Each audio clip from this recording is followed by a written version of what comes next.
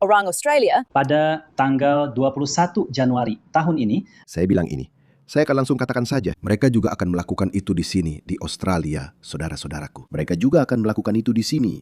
Wanita Australia akan menjadi korban pertama dari imigrasi massal. Itu akan terjadi. Itu sudah terjadi. Saya tidak harus menjadi peramal atau apapun. Ini sudah terjadi di Eropa. Sudah selesai. Ini bukan untuk diperdebatkan. Inilah alasan mengapa setiap partai politik sayap kanan keras ingin mengambil alih. Dan Pauline Hanson juga sudah diambang terobosan di sini. Memang begitu. Saya juga memprediksi pada saat itu bahwa Pauline Hanson sudah diambang terobosan. Dan sekarang kita ada di sini. Pauline Hanson telah menjadi pemimpin paling populer di Australia. Dan lihat apa yang terjadi di Australia sekarang. Malam ini kita mulai dengan video mengerikan tentang seorang pria yang dituduh menguntit seorang gadis muda dari pinggiran barat saat dia pergi ke sekolah. Gadis, berusia 12 tahun, itu sedang berjalan menuju halte bus ketika dia menyadari ada orang asing yang mengikutinya dan mencari perlindungan di sebuah area proyek terdekat. Di Tapuru, seorang siswi berjalan menuju bus, sadar bahwa ada seorang pria yang mengawasinya, dan tak lama kemudian pria itu mengikutinya.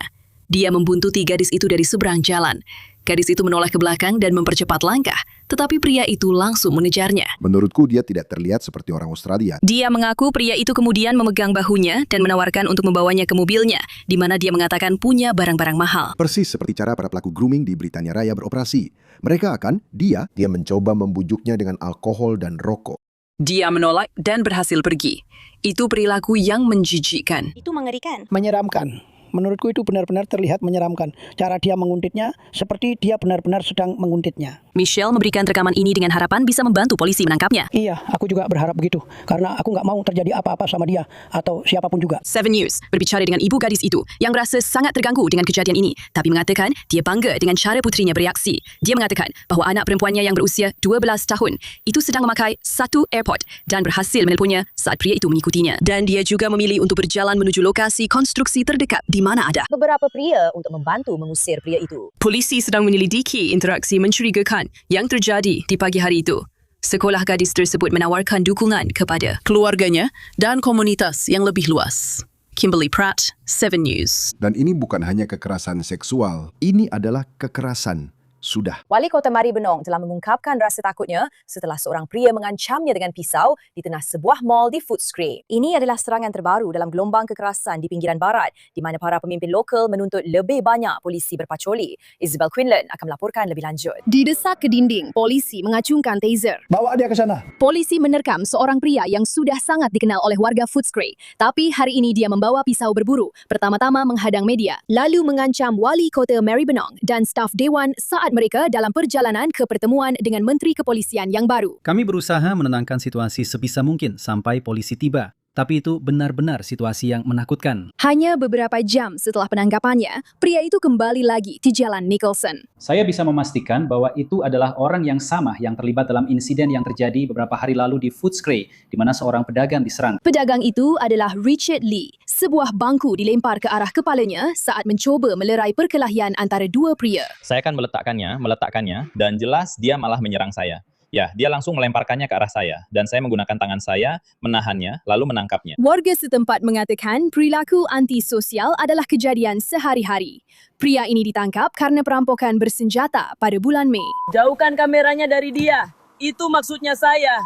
Rekam dia. 5 wali kota dari pinggiran barat telah bergabung untuk meminta lebih banyak polisi berpatroli. Pencegahan jauh lebih baik daripada harus menghadapi situasi bencana seperti yang kita alami. Serius. Kalau pencegahan lebih baik, kenapa kamu tidak mencegahnya dengan tidak membiarkan orang-orang yang tidak punya kesamaan dengan masyarakat Australia yang lebih luas masuk? Sekarang kami sudah melakukannya. Saya merasa bahwa kami sudah memiliki langkah-langkah yang tepat untuk bisa melakukan apa yang perlu kami lakukan. Meskipun hari ini kita melihat kehadiran polisi yang cukup besar di sini, banyak orang di komunitas mengatakan bahawa penegakan hukum saja tidak cukup dan mereka meminta lebih banyak pendanaan untuk program rehabilitasi. Ya, benar. Rehabilitasi mereka, masalah kesehatan mental, dan terus biarkan mereka masuk. Terus biarkan mereka masuk. Datangkan lebih banyak lagi. Dan biar saya kasih tahu sesuatu.